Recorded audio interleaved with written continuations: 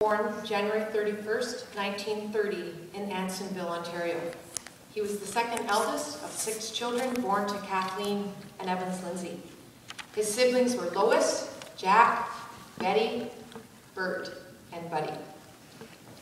At the age of 16, Harold started to work with Hydro at Stewartville site as a cook. He shared many stories of his time there, but in particular, a story about cutting tomatoes.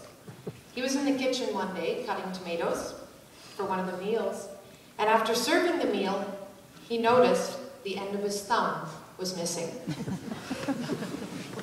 He also made Jell-O one time for dessert and found a mouse in it, but decided to serve it to the crew anyways. As we all know, Harold would be chuckling under his breath as he served them. From there, he went to work on the line with Hydro in Mattawa until the age of 21.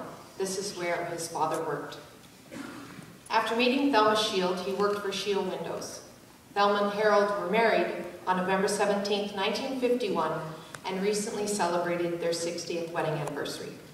Their daughter Debbie was born on May 30th, 1952. Harold was an active bowler, but after his accident where he lost 3 of his fingers, he took up curling. Harold was a left-hander and was recognized for accomplishing an 8-ender in 2005. Later in his retirement, he took up golf. He enjoyed fishing with Arden and Buddy and many more friends. He went hunting at Six Buck Camp in the fall with Bud and Buck and Lindsay and Evans and Kathleen, Mark and David and Bud Ingram. He naturally assumed the role as the cook at the camp. Harold was a person who never complained about himself, even after losing his fingers, undergoing a triple bypass, going through back surgery, and having his